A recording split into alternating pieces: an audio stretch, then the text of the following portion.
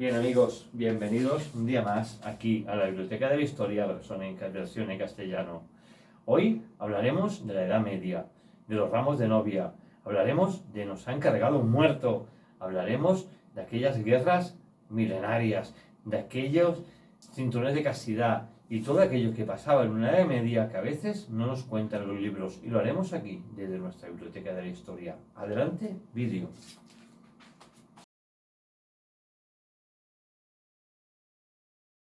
Hoy, en nuestro reportaje, viajamos a la Edad Media, donde muchos sueñan con ella y también la adoran. Una Edad Media donde muchos creen aún en cuentos de princesas, caballeros y dragones.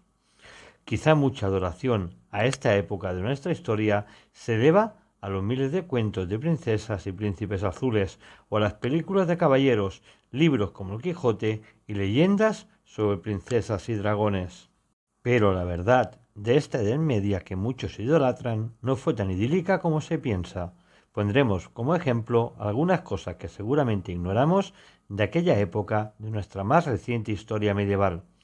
Una de ellas era la cantidad de enfermedades que hoy son insignificantes, pero que en aquella época eran mortales, como la gripe, la viruela, la lepra o el tifus, entre otras.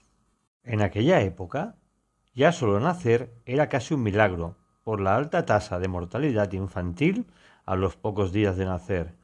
Pero no solo los neonatos tenían esa enorme lacra llamada muerte, pero no solo peligraba la vida del neonato, sino que las mujeres al dar a luz también podían en peligro su vida, pues cada una de 3 mujeres morían en el parto y muchas de ellas morían con el bebé dentro, provocando la muerte de la madre e incluso de su hijo al mismo tiempo. En el ámbito laboral no existían derechos ni vacaciones, ni pagas dobles, ni elementos de seguridad. Todo se basaba en impuestos obligatorios del recaudador del feudo, que venía cada semana a cobrar sus tributos. Eso hacía que abuelos, padres e hijos trabajaran sin descanso de sol a sol, de forma casi esclavista, y desde la edad de 6 y 7 años. En aquella época, los niños no tenían casi derecho a la infancia, solo al trabajo, pues las escuelas ni tan solo existían.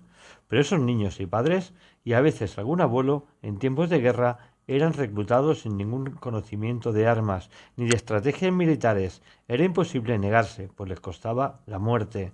La gran mayoría morían en las batallas, pues eran puestos en primera línea de la contienda bélica. Eso sí, si conseguían retornar a su feudo vivos, después de la guerra, muchos veían sus tierras arrasadas o quemadas y también saqueadas, y su ganado totalmente desaparecido o alguna vez muerto. Pero eso sí, seguían que tener pagando los tributos fiscales al recaudador del señor que dominaba ese feudo. Pero volvamos al principio del nacimiento, que era casi un milagro, pues la mortalidad infantil era de un 25% durante el primer año y de un 20% entre el primer año y el quinto de vida. Estos niños, en su adolescencia, perdían todos los derechos como niños, que no era más que jugar y correr con espadas de madera para prepararse y beber alcohol, sin ningún tipo de control. La tasa alcoholémica de niños entre 9 y 15 años era del 45% aproximadamente en aquella época. Después de esta no adolescencia, eran obligados a trabajar en el campo o con el ganado para poder así pagar los impuestos del feudo. Otro de los puntos más importantes es, por ejemplo, la higiene. Ya expliquemos aquí en este programa hace más de un año el origen, por ejemplo, del ramo de novia y por qué y para qué se creó. Qué bonito ver una novia con su ramo de flores, ¿verdad? A comparación con la Edad Media que estamos hablando, hoy en día cuando alguien se prepara para una boda, se baña, se corta el pelo, los cabellos, mira y mima su apariencia al milímetro.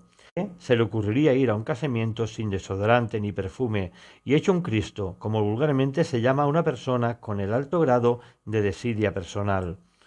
A nadie se le ocurriría, desde luego, pero claro, todo tiene una historia y el ramo de novia no es diferente. En la Edad Media la gente se duchaba o bañaba como mucho 1 o 2 veces al año y de forma muy extraordinaria.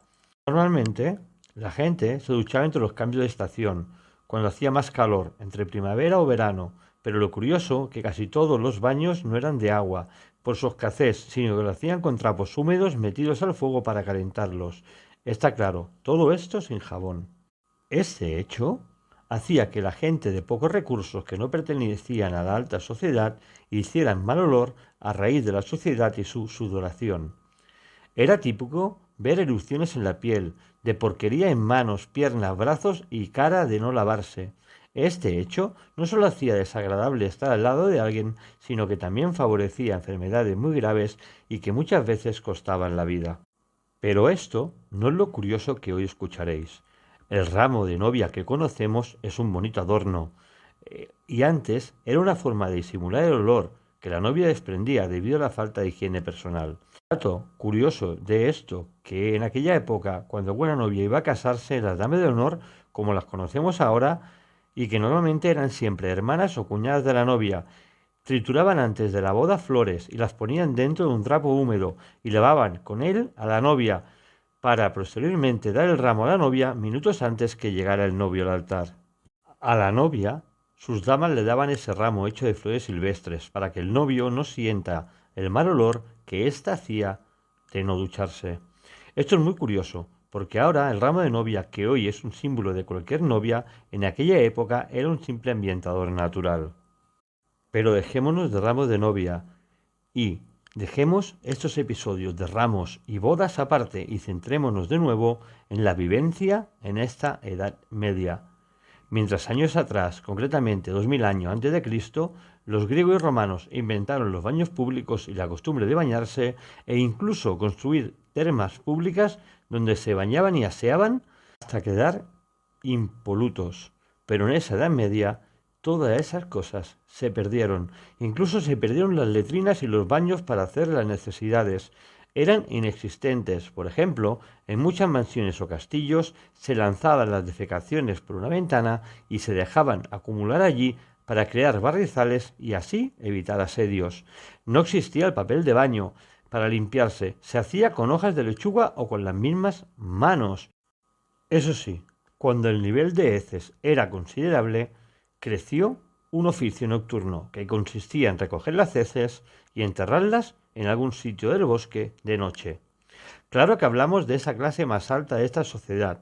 Normalmente la otra clase, los campesinos, utilizaban cubos o directamente lo hacían en el bosque.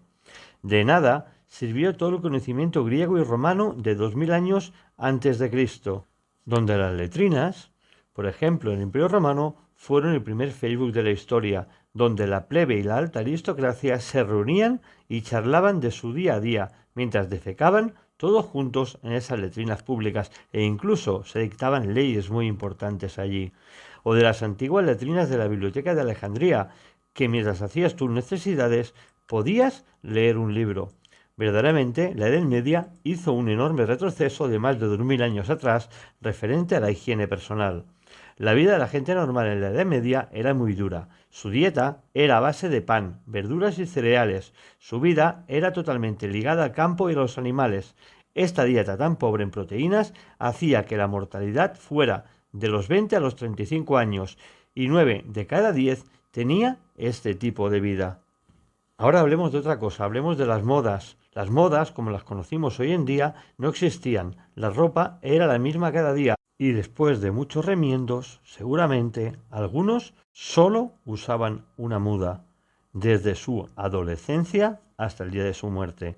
Un dato curioso de la ropa era que no podías llevar nada de rayas porque se asociaba al maligno y podía llevarte incluso a la cárcel o lo más terrible, a la hoguera. A raíz de todo esto, afloraron enfermedades como la peste bubónica o la peste negra. Esta última tenemos que recordar que exterminó al más del 30% de la población europea. Estas enfermedades, al no saber cómo se contagiaban y los médicos al no tener ninguna explicación, empezaron a usar hierbas y brebajes para intentar evitarla, pero al ver que esto era absurdo, se empezó a creer que era una maldición sobrenatural. Esa creencia de maldición hizo que se culpara a los judíos, a quienes se perseguía y se intentó acabar con ellos. El machismo en aquella época, en la Edad Media, era extremo. Las mujeres estaban dispuestas solo para engendrar hijos y dedicarse a las tareas domésticas o a ser monjas. De todos es conocido el famoso cinturón de castidad que los caballeros medievales ponían a sus esposas cuando partían a las batallas.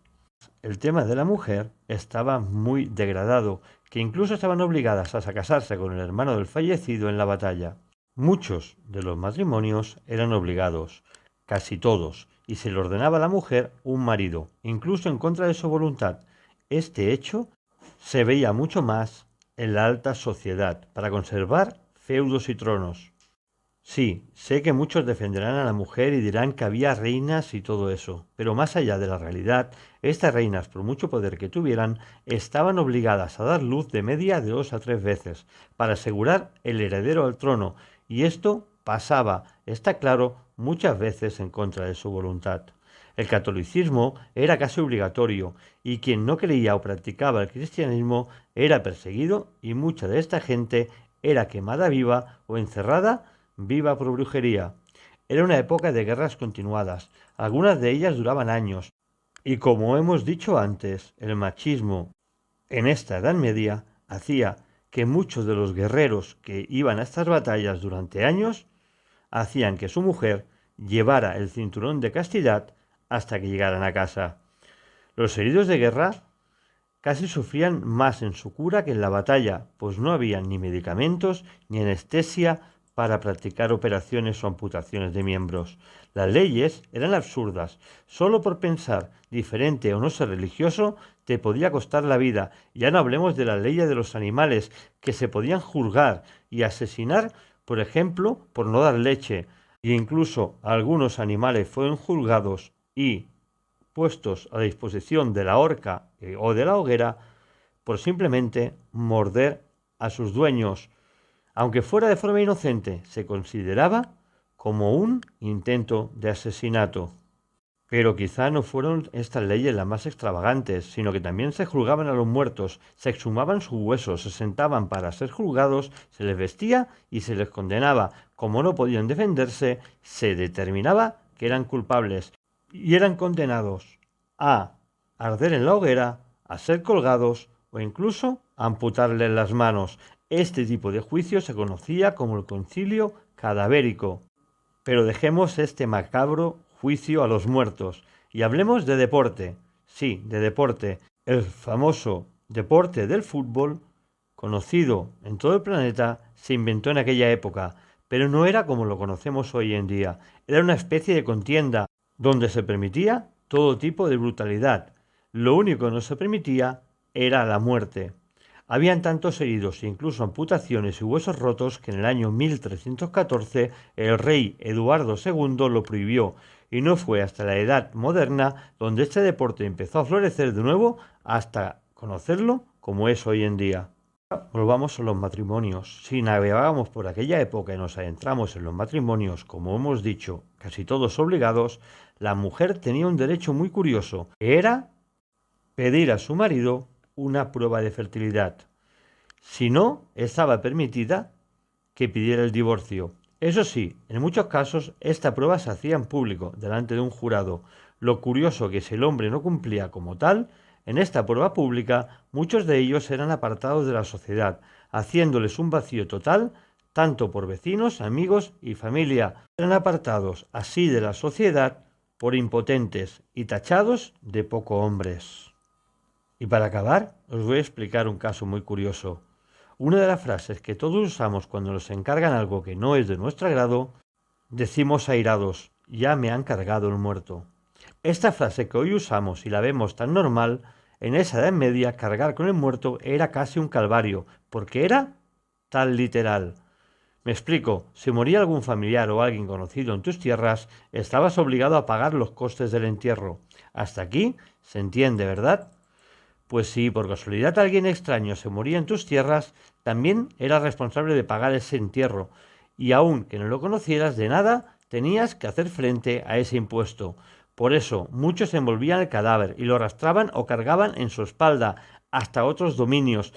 De esta manera pasaban los impuestos del muerto a otra propiedad. De ahí viene esa frase, me han pasado el muerto. Pues bien, espero haber despejado algunas dudas de esta Edad Media, que a muchos les enamora y les gusta muchísimo. La duda es si seguirán enamorados de esta Edad Media o les gustará tanto después de haber escuchado nuestras cosas que hemos contado y que nunca nadie nos explicó, ni en películas ni libros de escuela.